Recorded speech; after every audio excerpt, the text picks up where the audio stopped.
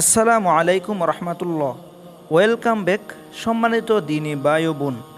এই ভিডিওটি অত্যন্ত গুরুত্বপূর্ণ হতে চলেছে। এই ভিডিওতে আমি আপনাদেরকে একদম সহজ এবং অসাধারণ ও সুন্দর একটি আমলের কথা বলে দিব।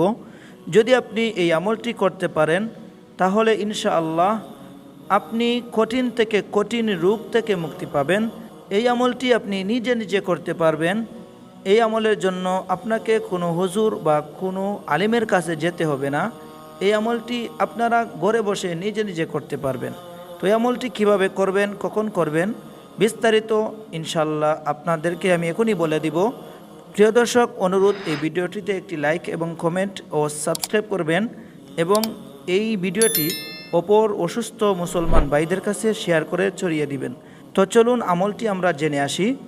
সুপ্রিয় দর্শক, এই আমলটি আমরা করব ফজরের ওয়াক্তে। কখন? ফজরের নামাজের জন্য যখন আমরা জাগ্রত হব, আমরা সুন্নত নামাজের পরে এবং ফরজ নামাজের আগে, এই মধ্যবর্তী সময়টুকু এই আমলটি করতে হবে। ফজরের সুন্নত এবং ফজরের ফরজ নামাজের মধ্যবর্তী সময়ে 1 গ্লাস পানি নেবেন। 1 গ্লাস পানি নেওয়ার পরে এই 1 গ্লাস পানিটি আপনার সামনে রেখে আপনি এই সময়টুকুতে প্রথমে 11 বার দুরুদ শরীফ পড়বেন। আপনি যে কোনো দুরুদ পড়তে পারেন, কোনো অসুবিধা নেই। পড়ার পরে আপনি 7 বার সূরা ফাতিহা পাঠ করবেন। সহি শুদ্ধ করে পাঠ করার চেষ্টা করবেন। পাঠ করার পরে আপনি উক্ত গ্লাসের পানিতে ফু দিবেন অথবা দম করবেন, 3 বার করবেন। করার পর আপনি উক্ত পানি নিজে পান করবেন। আপনার পরিবারের অন্য কোনো সদস্য যদি অসুস্থ থাকে তাকেও পান করাবেন।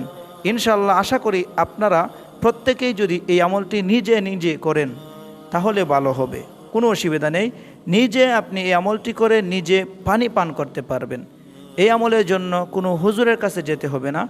আপনার যে কোনো ধরনের রোগ হোক, আপনি এই আমলটি করার চেষ্টা করবেন, ধারাবাহিকভাবে করবেন। ইনশাল্লাহ আপনি ফলাফল 100% পাবেন। কিন্তু আপনার নিয়ত সহি থাকতে হবে এবং আল্লাহর উপর ভরসা করে এই আমলটি করতে হবে। এই আমলটি করার সময় হলো ফজরের ওয়াক্ত।